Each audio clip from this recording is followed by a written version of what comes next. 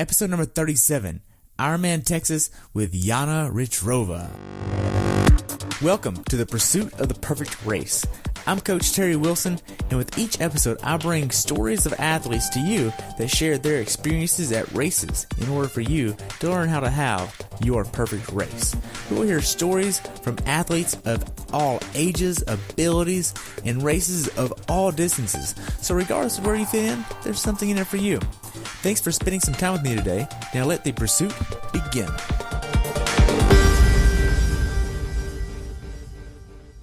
Hello everyone, and welcome back to the Pursuit of the Perfect Race. Today I have the pleasure of talking with my friend Jana Richtrova about her race at Ironman Texas. This race took place on April 28th, 2018 in the Woodlands, Texas. The temperature on race day was 70 and rose to 84. The water temperature was 71. Jana is a coach with E3 Training Solutions and is being coached by Jorge Martinez. She has been racing triathlons for 9 years, and I look forward to hearing about your race, Jana. Welcome to the show. Oh, thanks for having me. Hey, so what made you want to do this race again? Yeah, so this is my third time actually doing Ironman Texas. And really it was just, well, number one, I've come second the last 2 years, and I really wanted to try to get on the top of the podium. And I wanted to get my slot for Kona. So this race really works timing wise because it gives me a big gap between the two Ironman. So I get to fully recover and then put in another big training block for the race in Hawaii, hopefully. Nice. So how was your training going into this race? Yeah, so actually I was a little different compared to the last 2 years just because I had the opportunity to actually go down to the Woodlands a couple times. So once in January and then once in March. I made some great friends down there. So that's how that was, going to happen. So back in January, I was really excited to ride my bike outside because usually I live in Boston. So usually I do all my training indoors. But when I came to the Woodlands in January, it actually snowed and it was warmer in Boston than it was in Texas. So I didn't really get to ride my bike outside, but I did get in a lot of great swimming and, running around the canal and kind of getting more familiar with the race course. So the prep overall was really good, and it was a good mix of indoor as well as some outdoor training. So, yeah, it was good. Nice. Now, did you miss any training overall? I'm sure I missed some sessions. I have learned this was my 11th Ironman, so I've kind of learned that, you don't always feel great, and sometimes your body's just tired, and it's really important to listen to your body. So, where 8 years ago, or actually my first Ironman was 2012. So 6 years ago, I probably would have missed a session and I would just make myself do it regardless of what, but I have learned to really honor my body and listen to it. So yeah, there were definitely some missed sessions, but just because I was, tired, and it was for the benefit of the future sessions rather than just digging myself a bigger hole. So yeah, for sure. Nice. Now, did you get injured in training? No, my build was fairly good. I did end up with a little foot issue probably a few weeks before the race. So most of my training was really done by then. So I just, managed it the best I could, but I was 100% on race day. So it was all good. Nice. And you're being coached by Jorge. Yeah, so I'm being coached by Jorge Martinez of E3 Training Solutions, whom I also work for.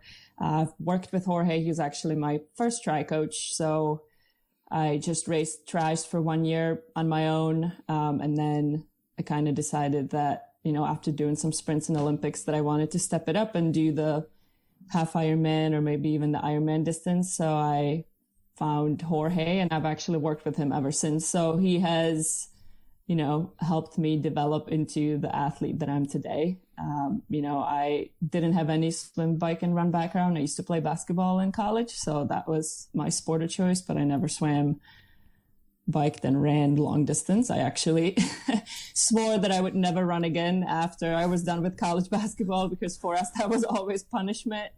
And then here I am, and I've done 11 marathons, and I don't even know how many 70.3. So it's kind of funny, but, I've worked with him for so long, but every year we, come up with a plan and focus on the same goal, on the long-term goal, which for me is trying to win the title in Hawaii. And so, it's not just going to happen overnight, but we've been progressing together, and there's no reason to change coaches if you're happy with where you're at. So, gotcha. Yeah. And he doesn't use just like a computer that's data focused. He actually puts it together for you. Yeah, no, it's a very individualized program. We use Training Peaks as the platform to deliver the programs, but it's all depends on, it really starts with you as an individual and how many hours a week do you have, your family, your work, and what your goals as well as limitations are. So let's kind of start from scratch and go from there. So if, any athlete would come to him or us at E3, it's the first question is, okay, what's your lifestyle and how many hours a week do you have to train? If you tell me you have 10 hours a week to train, then we're going to make it work with 10 hours a week. Now, obviously, if you tell me or tell us that you have 10 hours a week and you want to win in Hawaii, then at some point, we're going to have to find what works and what doesn't, because we're not just going to tell you yes if we know that may not be possible. But again, every athlete is different and not everybody needs to train like crazy to get to where they want to get to. So yeah, very individualized. Well, good. So now going into Ironman Texas, what was your longest swim, bike, and runs? So my longest swim, of course, all of it was pool swimming because open water in Boston is probably still frozen, or was frozen before the race. I think everybody that's probably listening has followed the Boston Marathon, so they know how cold it's been all the way into April. But I think my longest pool swim was probably 6,000 yards, I want to say. My longest bike was the race distance, so 112, and I did a couple of those out in Texas back in March, so outside, and then I did a couple on Zwift. So I do use Zwift when I train indoors along with my Cyclops hammer trainer, smart trainer, so it makes it a lot more fun than where before I just used the regular trainer. So I did 112 miles, 100 to 112 4 times. And then in terms of running, I got up to 20 miles. So I did 18 and 20 once, and that was it. Nice. Now, did you do a lot of strength training?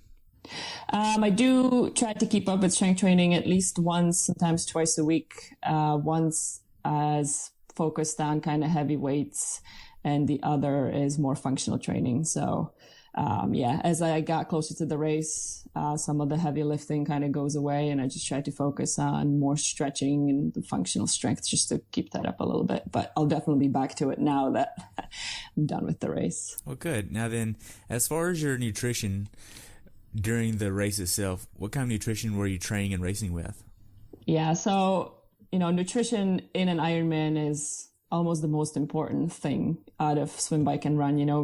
I can be in the best shape of my life, but if I don't fuel, then I'm not going to go very far. So I pretty much have used the same nutrition for the last, I don't know how many years. It's pretty much the same. So I use a product called Levelin for drinking. So they are a company that actually does sweat testing as well. So they can figure out exactly how much sodium you're losing when you're swimming, biking, and running.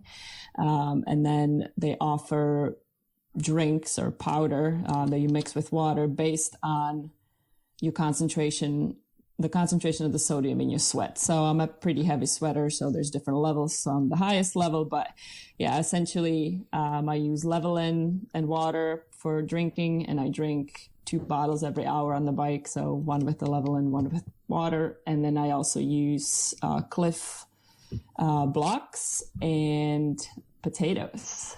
Nice.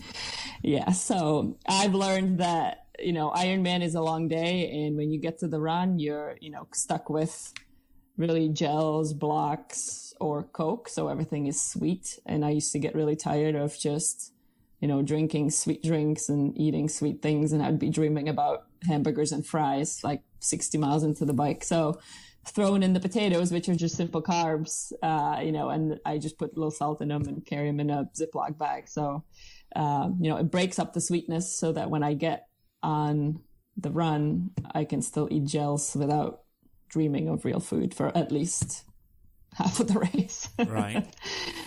Now, as far as the workouts go, what specific workouts gave you the confidence mentally and physically to go into this race?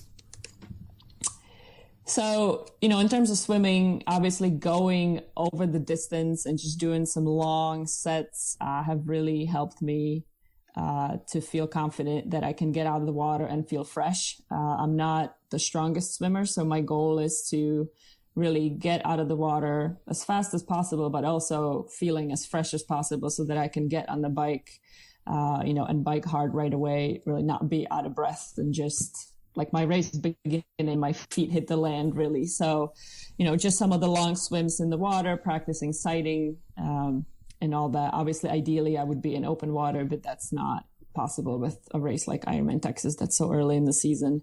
As for biking, I do a lot of my biking really in training. I ride quite a bit harder than what I would on race day so that I know, I've covered the distance, higher power than I am going to race. So I feel really confident that once I get off the bike, pushing hard, I'll still be able to run. And then obviously for running, the long runs are great, but I don't enjoy this when I'm actually doing it, but doing some of the long bricks. So, maybe a 3-hour bike into like an hour or longer run definitely gives you the confidence that your nutrition is working and, you can run strong off the bike. Well, good. Now then, were there any days where you just mentally didn't want to train? Oh, yeah. I think whoever says that there aren't any of those is completely lying. There's definitely, because I've still done 90% of my training, besides, I think 3 weeks where I spent 2 weeks in Texas and then a week in Tucson, Arizona for training camp. I've done everything pretty much indoors, so in the pool, on the trainer, and then really on the treadmill because we've had a crappy winter. So there's a lot of snow on the roads and then the sidewalks are not cleared. So it's just safer and, to just stay on the treadmill, and my treadmill stares at a wall. So at some point you don't really want to stare at the wall anymore. So there's definitely been times where I found myself sitting down and just wanting to be done. And some days I usually, the rule that I have is even if I don't want to do it is get on, whether it's the bike or get in the pool or get on the treadmill, see what happens in the first 20 minutes, just warm up. And then, if after 20 minutes, my body or my mind is still saying, nope, not going to happen, then I stop. And, that's it. Try again tomorrow. Or, 5 times out of 10, you're going to surprise yourself. And all of a sudden, what you think may have been a really horrible session turns into a really good one. So I always try to give myself a chance. Nice. Now then, when you're not training, what are you doing? I love to sleep. I love to nap. Actually, I just woke up from one. And I feel like after the race, I need a hell of a lot more sleep than I normally would. But I love to sleep. I love to eat. So I'm usually eating or sleeping, or just hanging out with friends or working on plans because that's my job. And it's, working with athletes. So it's working from home is fun, but at the same time, it's challenging because you can find yourself always working. There's you don't have an office and you don't go away. So when your office shares your home, it can become a difficult combination, I guess. Yeah. Nice. So how big of an issue is balancing life, work, and training for you? Yeah. So, I have a lot more flexibility than I have had before when I worked in the corporate world because I can, move things around and it's my decision. I don't have to sit at a desk from 8 to 5. But like I said, it's, once you start connecting with athletes and juggling your own schedule, it's easy to fall into the trap of, okay, I'm just going to do my training whenever I have time instead of scheduling it ahead of time like you have when you work 8 to 5. You have to be done by 7 so you can make it to work by 8. I don't necessarily, unless I make myself do that, that's not the case, right? So it's definitely been challenging, but now that I've been doing it for a couple of years, I'm, finding it easier to just set my own schedule and stick with it kind of like on my own corporate world. Right. So now then, what sacrifice was the most difficult for you to make going into this race?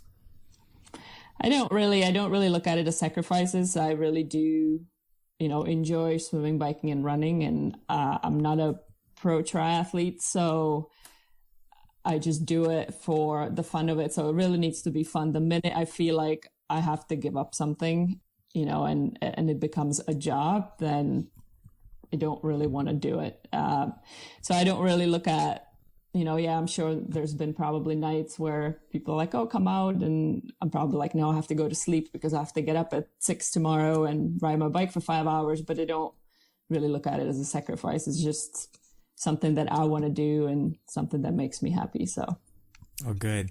Now then, what was your taper like going into this race? So I taper the 3 different sports very differently. I don't really taper swimming very much because as a non-swimmer, I like to keep the feel for the water. So the sessions may get a little shorter, but I actually try to swim pretty much every day leading all the way up to the race, just to, keep as much of a feel as I can.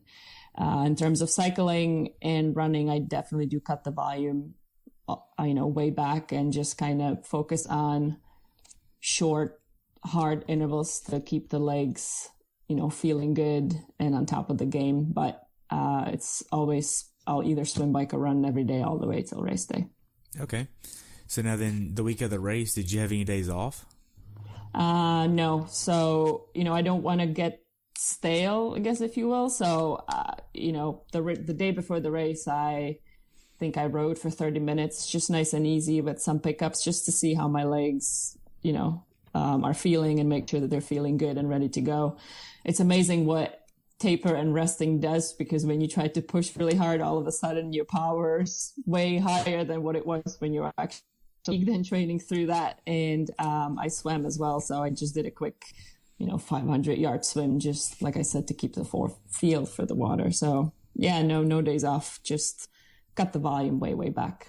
Okay. Now, what was your mindset going into this race? Fearless. So, I just wanted to get out there. I felt really good.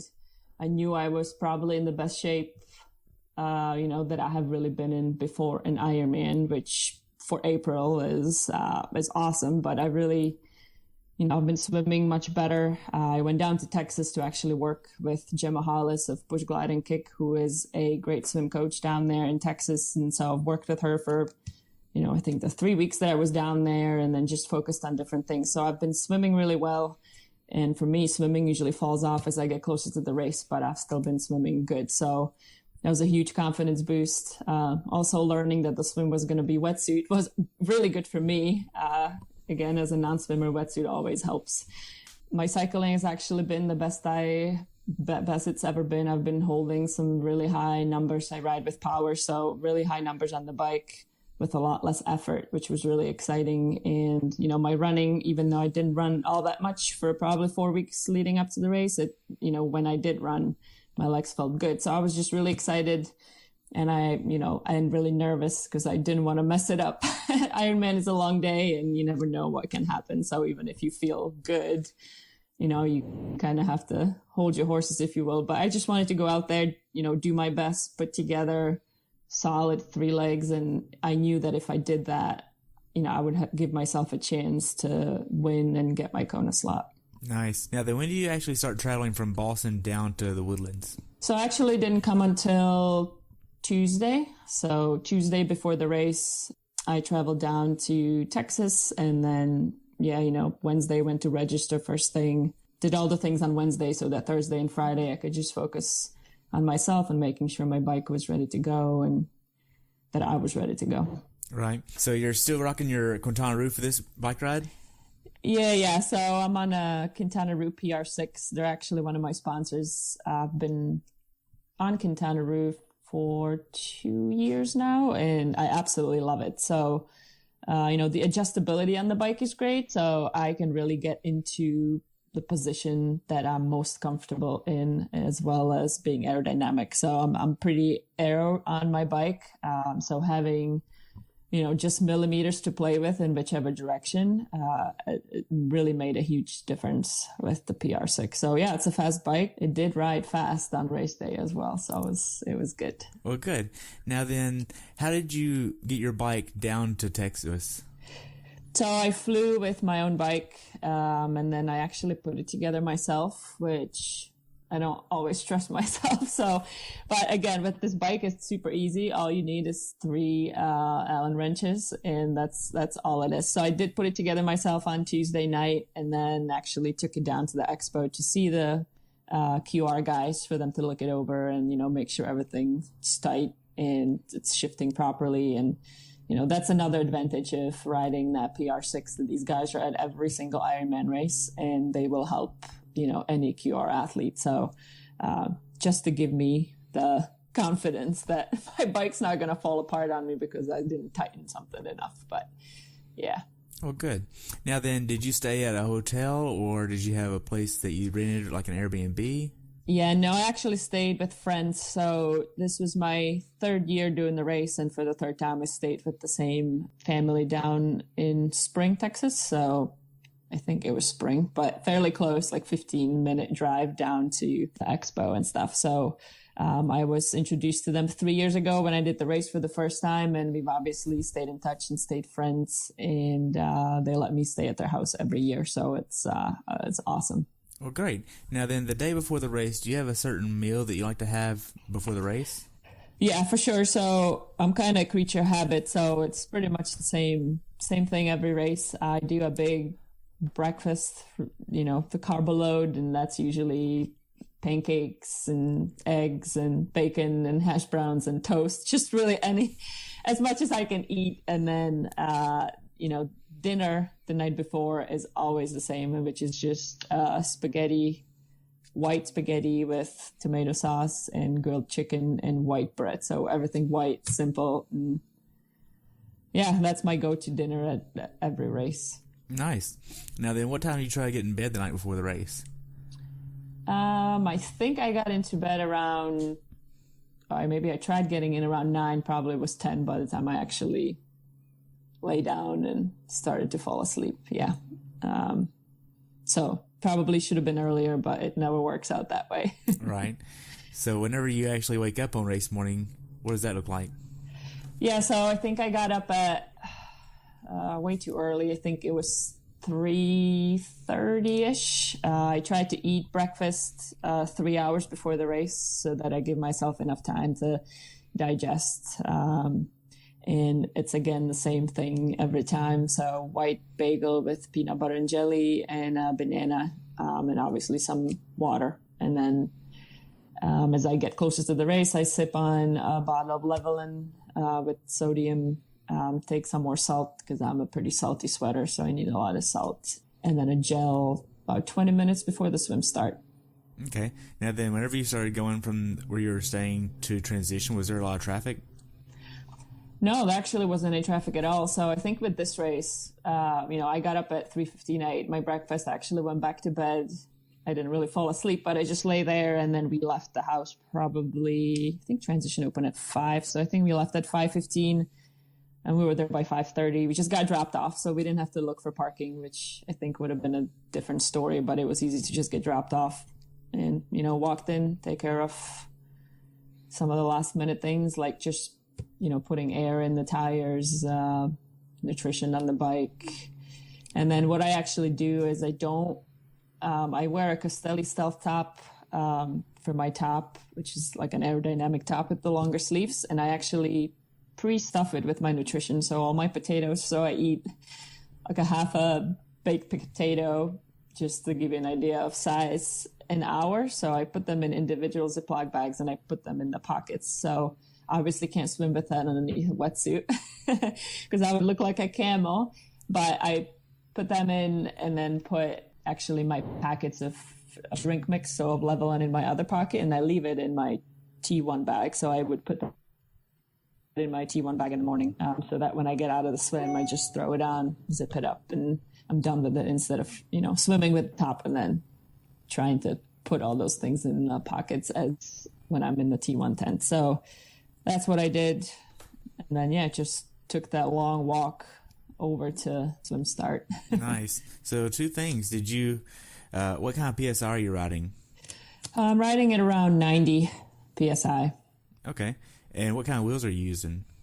I'm using the Bottridger ALS 9.0 wheels. So that would be on the front and then same on the back, but I actually use a disc cover to cover the back for a race like Ironman Texas. So I actually had an awesome volunteer help me put air in it, because you can't really do it by yourself. One person has to hold the pump and then the other one has to pump. And this guy was absolutely amazing. He had a towel to dry my bike because it was all wet from just sitting there all night. And then he had scissors to cut a tape to cover the disc wheel, from where you pump the air. And he was awesome. So I gave him one of those red volunteer bracelets that we get when we sign up, or when we register. So yeah, it was good.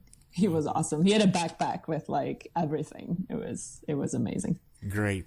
Now then, with going over to the swim start, it's about a 3/4 of a mile to a mile away. Did you wear shoes to go over there? Yeah, I just wore my UFOs, I think. I find those are like the most comfortable shoes that I pretty much live in unless it's snowing. So yeah, I just walked over in those, and then, I just put them in my morning bag, and so that I could get into them right after the race was over. Nice. So now then, for this swim, you definitely used a wetsuit. What kind of wetsuit did you use? So I use a Blue 70 Helix. Definitely super comfortable and speedy wetsuit that helped me have a great swim on race day. So yeah, Blue 70 is my go-to brand. They're actually one of my sponsors as well. So I use their wetsuit swim skins as well as goggles. So yeah, head to toe in the water, Blue 70. Good. Now then, are you using clear goggles or tinted goggles for this race? No, so they were tinted for sure, because you get a lot of sun as you're coming back from the turnaround. But they were the ones that kind of brighten your visual a little bit, so they're not the super dark ones, but they're definitely mirrored to help with the rising sun. Okay. Now then, we didn't really mention the special needs bags, but did you put anything in those? No, I don't use special needs. I carry all my nutrition all at once. So when I actually run through T1, I look like a camel because I have 2 bumps on my back. But yeah, I don't use them at all. I've never used them, so I can't say, but I know in the past, sometimes it takes time to slow down and stop and get it. And I don't feel like I have time for that. So I just try to carry everything that I have with me. Nice. So now then, you put your wetsuit on. Are you using any type of body glide to prevent chafing anywhere? Yeah, I'm just using body glide, around my neck. And then tri-slide kind of for my forearms and legs, and then on top of my wetsuit as well a little bit, so that it comes off a little easier, which apparently was not the case when the wetsuit strippers tried to get my wetsuit off and it got stuck on my legs. And all the poor kids, I was yelling at them to pull harder. And it finally came off, so it was good. Awesome. So you get 10 minutes out before your actual time to start is. How was your anxiety level at this time? Yeah, I'm just excited. I tried to warm up. We don't get to go in the water and warm up, which, I'm like a diesel engine, so I feel like it always takes me like 1,000 yards to warm up. So the fact that we don't even get to go in, it doesn't play to my advantage. So I just tried to do some dry land drills and just get my heart rate up a little bit. And then I kind of pushed my way to, not all the way to the front, but kind of to the front of or middle of the 1 to 110 group, because I've made the mistake in this water before where I've waited to, get in later and then only to swim into a lot of people that were not moving very fast. And in this lake, you can't see anything at all, except for when you're breathing. Or when you're on top of people. So I wanted to just go towards the front. If that meant somebody was going to swim over me, then they were going to swim over me. But I was willing to take that risk, especially having the wetsuit. You feel a little, I guess, stronger. And if somebody's going to punch you, then oh well. It's just, they're not doing it on purpose in this water because they really can't see you. So I was just excited, nervous, obviously, but, just ready to get going. Oh, good. So you get in the water. How are the first few hundred yards there? Yeah, it was very busy, but at least I didn't really have to sight much because I was just surrounded by people from both sides. I don't know who, just legs and arms everywhere, but, just kept moving, and it kind of did spread out towards the kind of first left turn. But there's always people around me, but not necessarily punching each other like at the beginning, which really it's not on purpose, but there's just grabbing and flailing arms everywhere. So the water was pretty clear from kind of the turnaround in the lake, swimming back into the canal. And then in the canal, it was just, it was busy. I tried to swim down the middle to kind of avoid the splash that you get from the sides, but we were all trying to swim down the middle, and it was just, you just try to hold your line and keep moving forward. Oh, good. So overall, how did the swim go for you? Yeah, I felt pretty good at the beginning. Like I said, I usually struggle at the beginning because it takes me a while to warm up. But I think, trying to do that new kind of dry land warm up helped me get off to a better start. Overall, I felt really good. I actually swam with a Finnish tempo trainer for the first time ever to help me keep up my stroke rate, because I tend to get lazy as the swim goes on and just slow my arms down. So having that beep in my head kind of helped me to keep it up. So I think that also helped me, to one of my better swims in open water. So I felt really good. I got out of the water and I felt like I didn't swim, which was the goal. And then it was, races on. Nice. So you get out of the water, you get to the wetsuit strippers, you obviously take advantage of them. They get your wetsuit off, you go up the little ramp right there, grab your bag, go into T1, and then basically put on your Castelli tri-top and then head out. Yep. Okay. Yeah, so pretty much get my tri-top on, I'll put my helmet on, and then grab my shoes. I actually put socks on. I don't normally ride with socks, but again, in Texas and in Hawaii, which was the other race, when getting off the bike and you have to run on concrete, when the weather's really hot, I've burnt my feet before, so I start wearing socks. Just put socks on real quick, grab my shoes, and my bike was all the way at the end of kind of the whole park where the bikes were, so I had a pretty long run to my bike. So instead of running in my bike shoes, I just ran in my socks, and then I ran to my bike. And then when I got to my bike, I put my shoes on, grabbed my bike, and got out of there. Okay. Now then, did you take advantage of the sunscreen volunteers there? Yeah, no, I don't even know that they were there. No sunscreen. I sunscreen before the race, and then obviously the Stealth has the long sleeve, so it also provides great sun protection. So, yeah, nope. Was in and out as fast as possible. Okay. The reason I asked, because a lot of people didn't even know that you could take the same sidewalk from the bike, from T2 basically, all the way up and go on the right side. So instead of walking through the grass and sand right there, you could go on the right side and take the sidewalk all the way down and then just go over to your bike. Oh, so go all the way around and go in from the top and then go to your bike. Yeah, you can just cut through too, wherever. Yeah. There's not a barricade there. I didn't know that either. Oh, I thought it used to be barricaded, but okay, I just shortest way. Yeah. Shortest way to my bike is the way to go. Right. So how were the first few miles of the bike ride? Yeah, busy. There was a lot of turns. I think this year the course was a little different at the beginning, before we got on the highway. Everybody's kind of on top of each other, but I just scream a lot of on your left and just, go. I tried to settle in and kind of hold my horses, if you will, but it wasn't quite working. So I was pushing a little more power than I wanted to, but it was what I needed to do to kind of stay free and clear and just go. My legs felt really good. And yeah, I was excited to be on the bike. So, the turns were busy. The U-turn was definitely pretty tight. But, it was fine. And then just coming back down, you kind of have a slight down. So it was very fast. And then before you know it, we were getting on the highway. Yeah. Okay. So once you actually got on the highway, how was the Hardy? So it's funny because years ago, every time I'd drive my car on the highway, I'd say, "Oh, I wish I had my bike."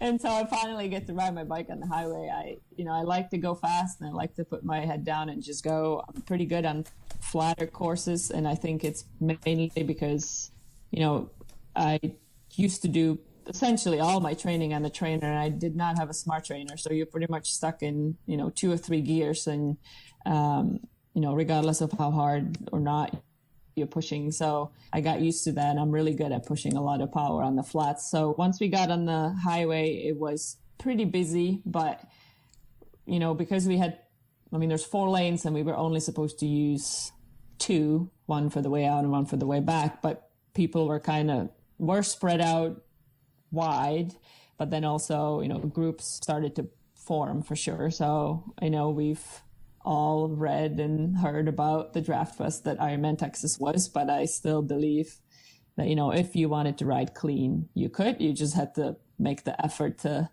push, and probably push harder than you may have wanted to for a little bit before you found clear road. So, I was super happy with my ride. Yes, I did tow a few people with me for a majority of it, but I have kind of learned that that's what now happens in triathlon races. This is not the only race where drafting is a problem. And, until Ironman decides to police it better and do something about it, we just have to do our best. And, if us athletes don't want to be honest in the way we race, there's nothing that can be done. So I used to get really upset because cycling is my strength, and it's not fair when a runner catches a wheel and then they can run a 3-hour marathon when they get off the bike. But, I kind of look at it now as I just have to get stronger and ride harder and be able to run. So, I definitely towed a few people around with me, and there's a couple girls in my group.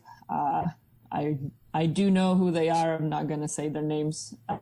But, I did my own race. I can be proud of that. And I pushed really hard for the first probably 70 miles, a little harder than I wanted to, but it's just a lesson to what I can do later on. And then I was able to back off once I was kind of free and clear. And I'm happy with my ride, happy how it went. I'm disappointed in some of the big packs that I saw coming the other way, which I'm assuming was at the front of the men's race. But we all know how we raced, and that's all we can do. So I don't train to draft. So. Right. Were you trying to hit a certain power number or a cadence number? Yeah, so I train with power. I'm definitely trying to hit a certain, stay in a certain power range on race day. Obviously still paying attention to how I feel. So if that number all of a sudden is feeling very hard, I have no issues of backing off. But I was actually a little bit above that number that I wanted to be at least for the beginning of the race. So I didn't exactly build into it the way I wanted to. I just went for it, and then I backed off a little bit at the end when I could. So I ended up actually right where I wanted to be. Just didn't get there the way I wanted to, which probably cost me a little bit on the run. But hey, it's okay. I was really happy. I felt good the entire time. I was able to nail my nutrition. I didn't have any kind of energy dips, if you will, or dark spots, which is usually what does happen at some point in an Ironman. So I was super excited with how my legs felt. Entire time on the bike. Good. Now then, how was the quality of the road for you?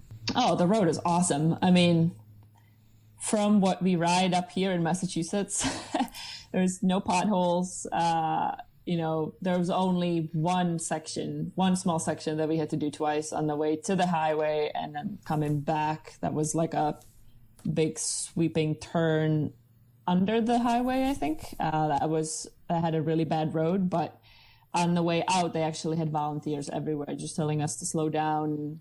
All the bumps were painted. And so you had to slow down and listen and actually just get over them, instead of flying over them and then getting a flat, because they were pretty big. It was a torn up road really, but it was probably like 20 yards of it. So, at 112 miles, to have a small little section that was very well marked. It's amazing. I love the road, and there's nothing on the highway really. You just have to pay attention to the I don't know what those things are called, but like dividers or ridges where your wheel can get stuck.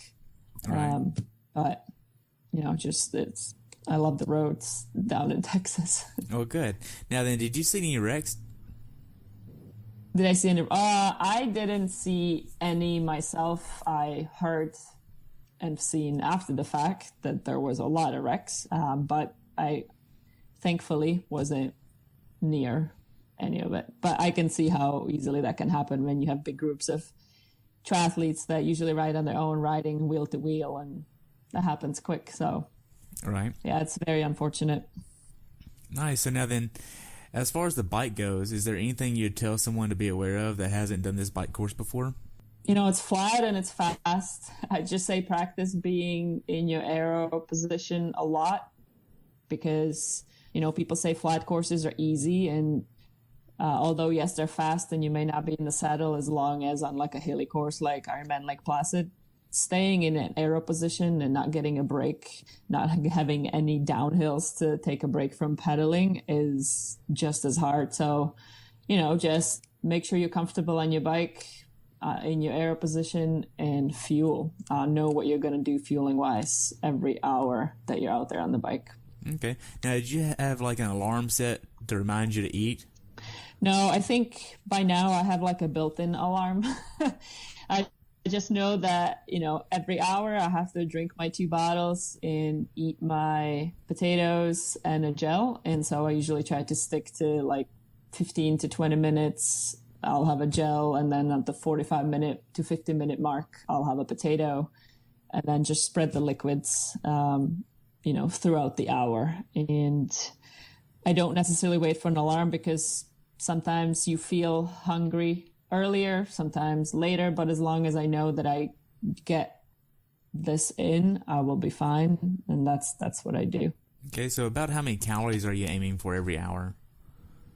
I actually don't count calories. I just go by carbs, and I think I get in around 90 to 95 grams of carbs. So pretty much at the top end of what anybody's gut can really process and use. But like I said, I've trained myself to do that for 2012 was my first Ironman, so 7 or 6 years. So I know, and I practice it in training on every long ride I do, whether it's outside or inside. I eat the same thing. So, of course, in the training, you may stop at a gas station and get a Coke or potato chips, and because whatever you have doesn't necessarily taste good. But I definitely, at least 6 weeks before the race, I try to stick to my race nutrition so that I know on race day I'll be good.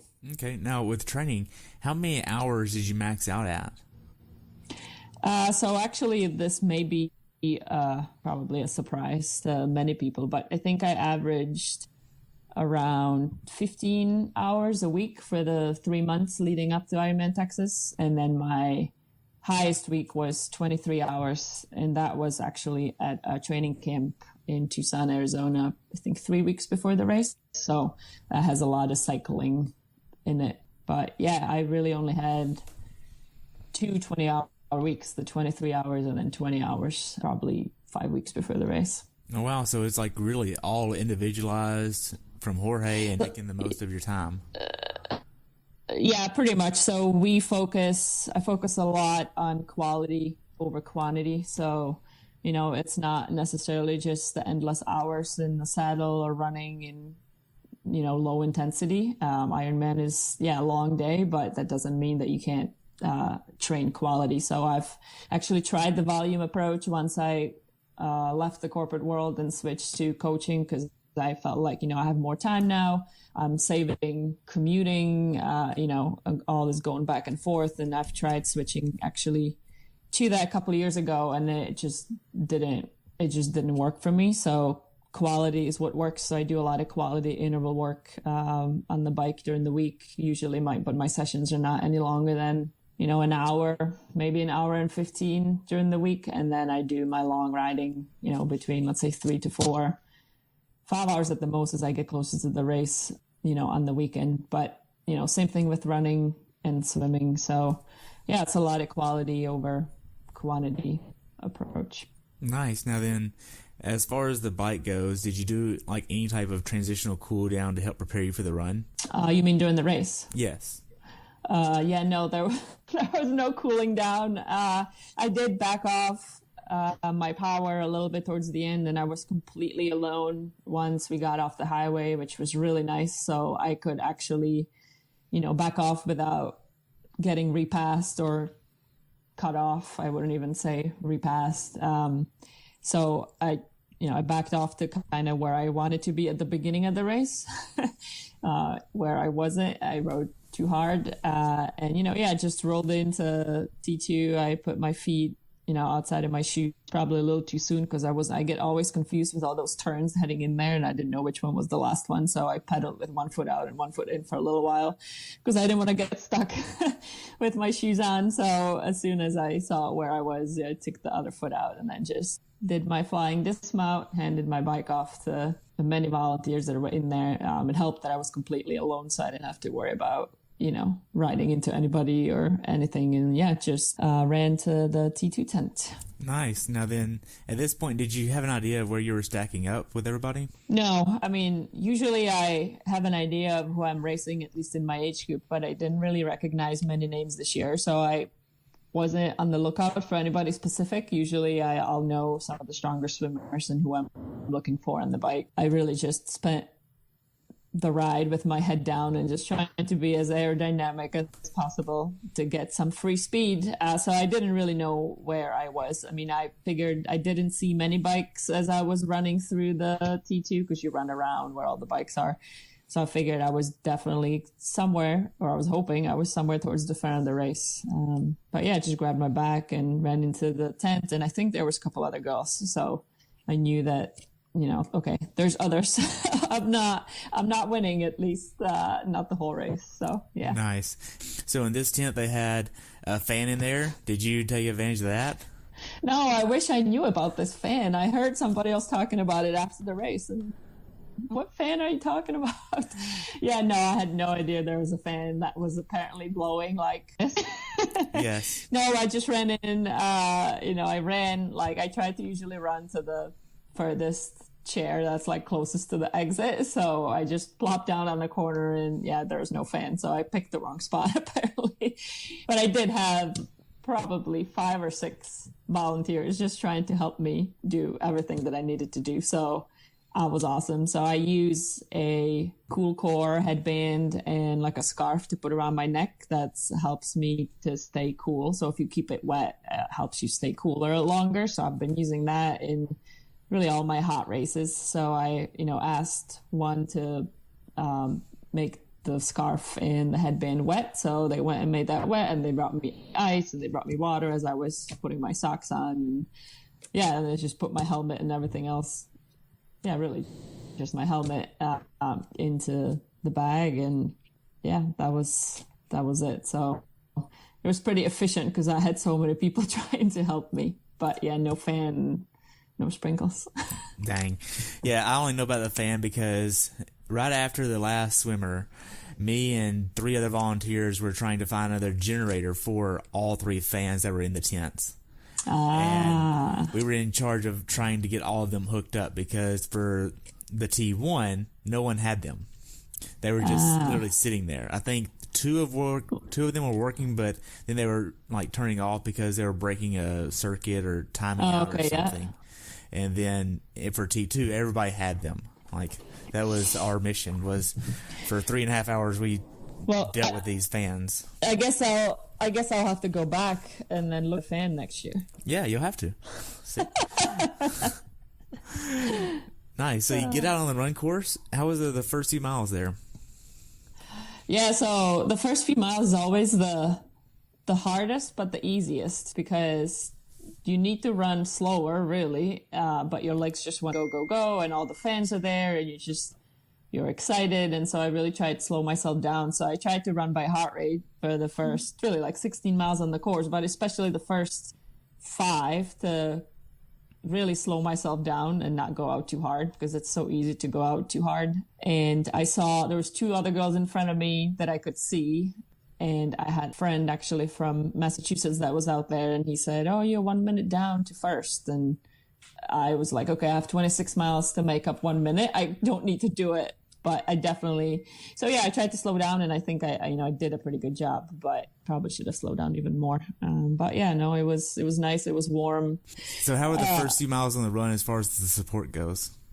Yeah, the run course in Texas is awesome. It's 3 loops, so you really get to see people really everywhere. There's probably one section all the way in the back end of the course that doesn't have a lot of support, but it's probably like a half a mile, and then you see people again just once you get back on the canal. So it is really fun. I think it's kind of deceivingly hard. People say it's completely flat, but it's really not completely flat. There's a lot of false flats. I feel like there's definitely no hills, but it's not just a nice flat road. There's definitely little ups and downs, and parts are shaded and parts are not, and you're turning a lot. So it's a fast course, but it's not as easy as I think it seems on paper. But the spectators and the volunteers are really what make this run course awesome.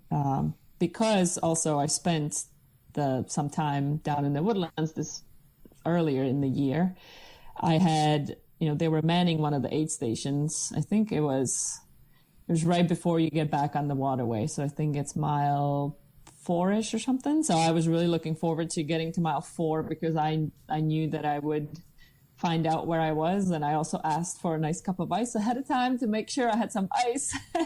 So, I got a nice cup of ice. I got to see some familiar faces, and I learned that I was actually in the lead of the race. So this is mile 4, and I was running 2 minutes ahead of the second girl. So it's still a long way to go, but this is probably the first time I was actually in the lead of a race, of an Ironman race like this, with the exception of, I think, Ironman Cozumel a few years ago. But, so I was really excited, but I didn't want to try to get myself too excited because I still had 22 miles to go, and obviously anything can happen. So, made the turn for loop 2, and again, you come through kind of the transition, and then you go through the crazy spectators.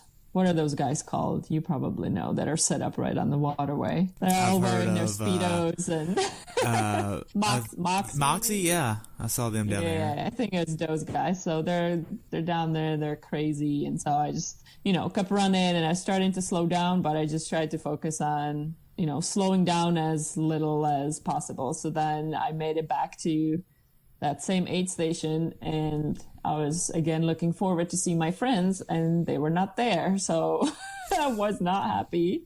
So I just kept running, and they were actually a few miles down. There I found out that now I was 5 minutes ahead. So at least I knew that although I was slowing down, whoever was behind me was also slowing down. So that gave me a little bit of a boost to kind of keep going, but I knew I had to keep running. And then I made it around for the third loop, which is kind of brutal because at this point, I think some of the pros are finishing and you can hear the finish line and you're like, oh, I got to do this one more time. But, I kept going. And then I saw another one of my friends from online, and she said, all right, you have 7 minutes. And I said, oh, okay. So I told myself, okay, I just made up another 2 minutes from the one timing mat to the next one. So, all right, I just have to keep moving. Now we're down to whatever, 8 or 7 or 8 miles. So if this girl's going to catch me, she better save something for the end, or I have to really fall apart. So I, again, tried to stick to my fueling, which is on the run, I just use water, Coke, and Cliff shots. So I, kept running, not very fast. I know I can do better, but that's what I had on race day. And then when I made it around, and I think I had 4 miles left, then I saw friends again, and now they said, okay, the second girl's closing in.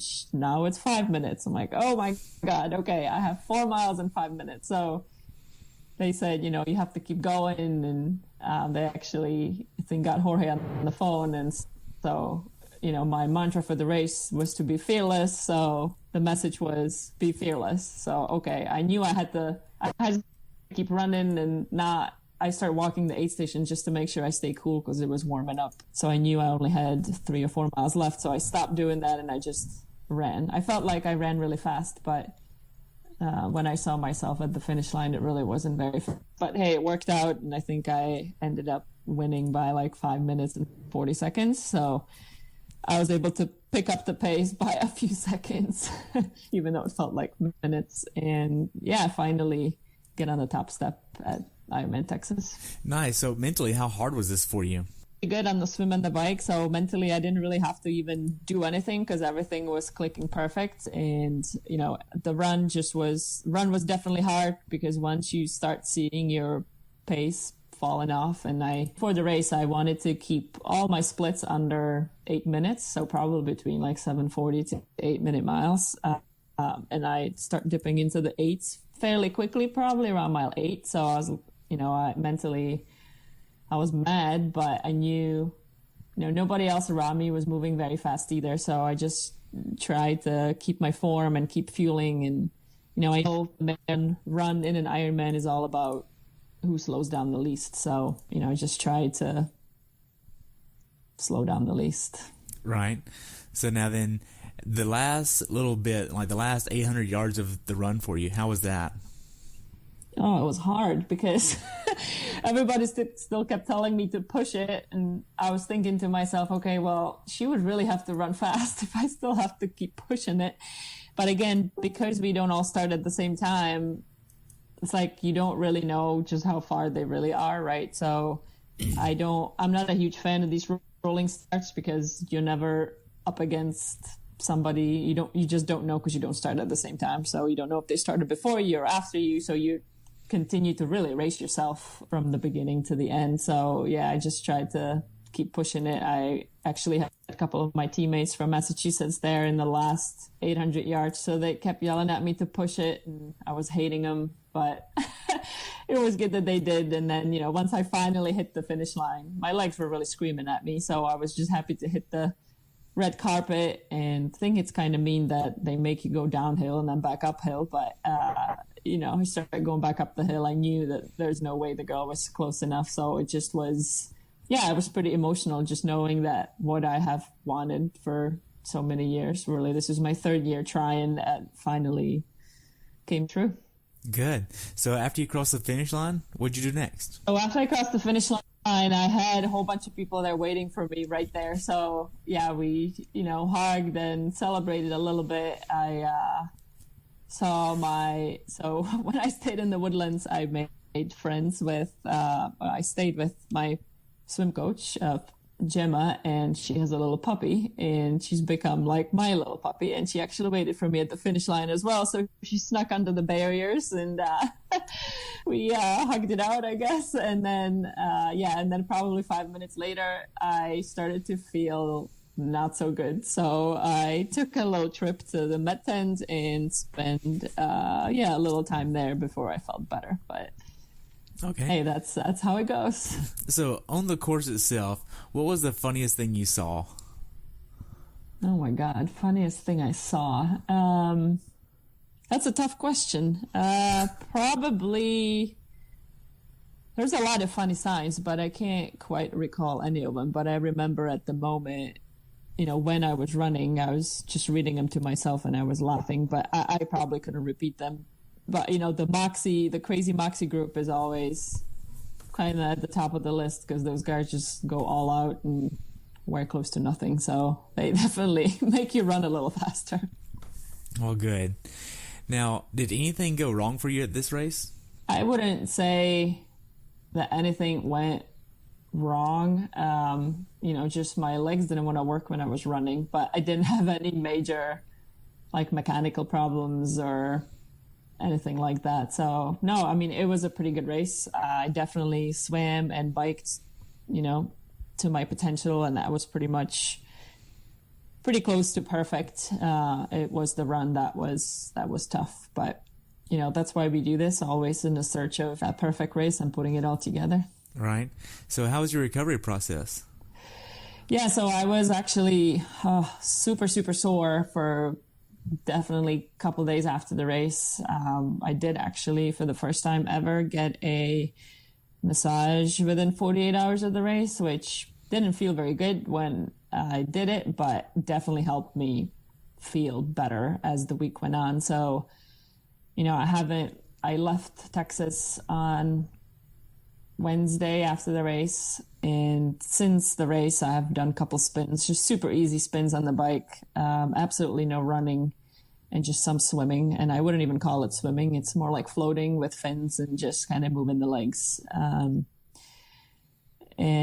lots of sleeping and eating. There's been a lot of cheesecake and ice cream and waffles and whipped cream and just whatever, because I'm always hungry. So Nice. So looking back on it, how well prepared for this race do you think you were? Oh yeah, I was definitely very well prepared. My fitness, like I said earlier, was the best it's ever been. It was better than what it was for any Ironman Kona in October. So, I was really excited to race, and I knew that if I just do my thing, I can put together a very strong race.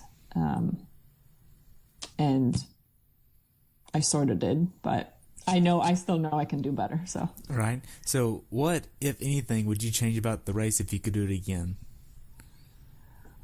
I would magically get rid of, well, okay. First of all, I would make Lake Woodlands nice and clear so you can actually see where you're swimming. I would somehow either put officials on the Hardy Toll Road or just like zap people when they draft, so everybody rides their own race. And then in terms of the run, I didn't really make any huge mistakes. I just, my legs just felt kind of flat and weren't there. So there's not much I would change because I was mentally able to stay in it and keep moving. And I think that's a win of its own. It's not always physical. Right. One of the things that I would actually suggest to Ironman is to put chipping and timing mats about every half mile for 10 miles or so. And then they can detect how many people are together and if they're constantly being together over time. Yeah. Or they just need to put like GoPros all over the course and not tell us where they are. And then look at it would require time, but then look at the footage afterwards, because you can't just take snapshots, right? You can see so many snapshots online right now, but somebody can be passing and they get caught in it, and now they're being pointed at as cheaters. And then say after the fact, look at it and say, okay, the results are not official until 24 hours from now, and then just give penalties and make the penalty be like 15 minutes, not 4, because 4 minutes for a great runner that's getting a free ride on the bike is absolutely nothing. That's quick. But if it's 10 or 15 minutes, you're going to start to think about it twice. That's 2 miles on the run. Or just like they do in Challenge Roth, I think they make you run a half-mile loop at the end of the marathon. I mean, nobody wants to run an extra mile at the end of 140.6, right? So it's just the penalty is not big enough to deter you from cheating, because you're going to take the risk. Even if there were officials, people were going to take the risk, because what's 4 minutes if you're a good runner? I mean, you make that up in very quick, potentially, versus somebody that's, dragging people around. So yeah, but I mean, Ironman Texas is getting a bad rep for it, but it was definitely bad and they were big packs. But I have experienced those before. So, when I did 70.3 Worlds in Mont Tremblant, I forget now when that was, 2014 maybe. You climb a hill and then you get on a highway and it's an out and back. And it was the same thing. It sounded like swarm of bees is coming and they just swallow you up and then spit you out. And I mean, going both directions. And at least in a race like that, it's the World Championship. So, I mean, it sucks, but there's a lot of people that are fast that are coming out of the water at the same time. But I feel like for Texas, I mean, I don't know, it's a lot longer than 56. And it wasn't like this last year at all. But I think there may have been less athletes also. Because people didn't want to sign up for Texas after what happened 2 years before that, where there was no bike course and the weather was crazy because it was May, right? It was before they moved up the date. So, and then last year was perfect. I mean, it was cool on the run. There was cloud cover. There was no sunshine, and the bike course was windy, but there was no drafting. And then, well, maybe there was, but not like this. And now all of a sudden you get all these people, and it's hard. I understand there was a group of 50 people and you get, in it. It's hard to get out of it, because even if you try, people just keep coming and coming and coming. So yeah, you definitely have to wait to get spit out and then just sit there and ride there, because not many people are going to be able to pass 50 people and go to the front and then not get swallowed up. Right. The next day you get to the award ceremony and you obviously know that you won your age group. How was that going into the award ceremony with that? Oh my God. Yeah, it was super exciting. And especially since I now have friends down in the Woodlands, I had people that go with me, so I didn't have to go by myself. So it was awesome. And I was super excited, especially for the jacket, because the champions so in Kona and then at the 70.3 Worlds, and then I think all the regional championship races get this long sleeve jersey that says for Texas, it was obviously the Ironman and North American champion. And so I've always wanted to get one of those. So it was super exciting to, put it on and then walk on the stage. And yeah, I actually don't like big stages. So like that part is probably worse than the race, but I was just excited to get my jacket and then, get the picture taken and go spend more money for signing up for Kona. Nice. And you obviously got the coin, the trophy, and then they give you the lei. The lei. There we go. Yes, that. And you get to sign up for Kona. How was that process of signing up for Kona? Yeah, so it was actually a lot quicker than what it has been in the past because they had more people signing us up. But they start with the oldest age groups and then they start calling names. And then, you have to say yes or no because if you don't want to go, then it starts. I actually don't think there were there may have been one slot that rolled in one men's age group. But other than that, I think everybody took their slots. And then, we just go line up and hand over our credit card and get a little piece of paper that says, you're going to get an email later and make sure to officially sign up. Don't miss it. And you are $1,000 and some poorer. Gosh. So now then, this is the 40th year for Ironman to be at Kona, and this is going to be a big celebration there this year.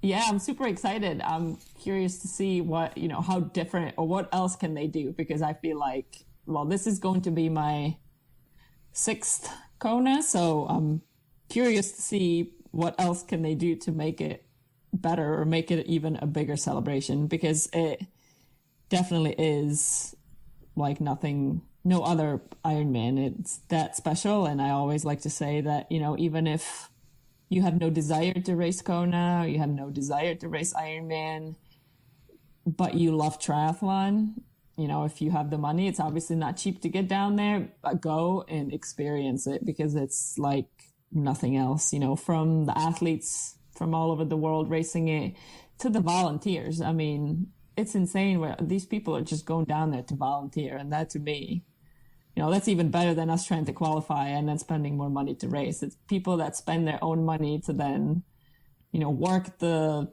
massage tent after the race or, work the aid stations out there. Because without those people out there, especially in Hawaii, we would all die.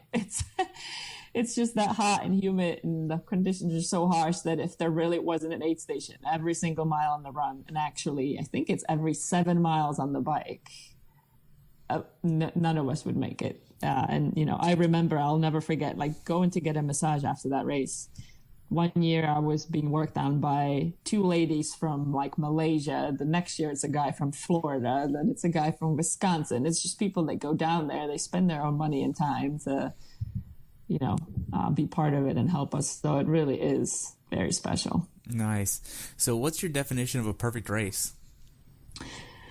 Oh, the perfect race. I have yet to have a perfect race, but I think, it's not about winning. It's just about having it all come together, all that hard work, all the sweat and the fun, but also the tears and the times where we don't want to do it and where it's all of a sudden not fun.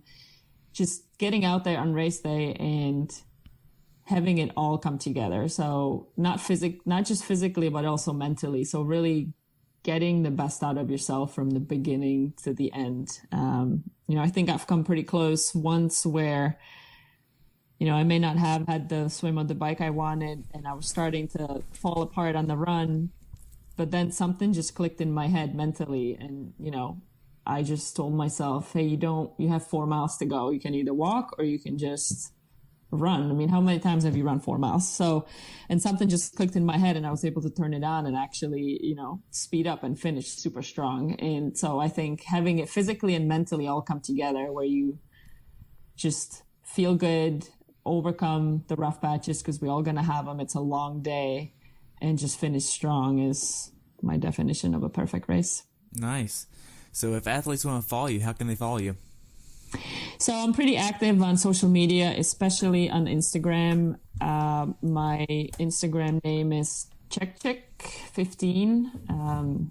it's the same on Twitter, and it's actually the same on Facebook. So most people don't even call me Jana. I think most people that know me as a Czech chick. So CZECH chick 15. Nice.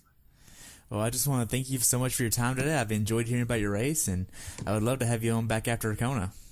Yeah, absolutely. Thanks so much for having me, and I'll definitely come back after Hawaii, hopefully with some great news. Awesome. Maybe with the nice bowl. Oh, yeah, the big bowl. Yes. Wow. Well, thank you so much. I've really enjoyed it, and talk to you soon, okay? Yes. All right. Thank you. Thanks for tuning in today. I hope you were able to learn something from today's episode. If you enjoyed the show, please take a minute to leave a review on iTunes or share it with a friend. Be sure to subscribe so you never miss an episode. If you'd like to see pictures from this athlete's race, learn more about who I am, what I'm doing, or be on the show yourself to share your story, check out my website at CoachTerryWilson.com. Until next time, continue the pursuit.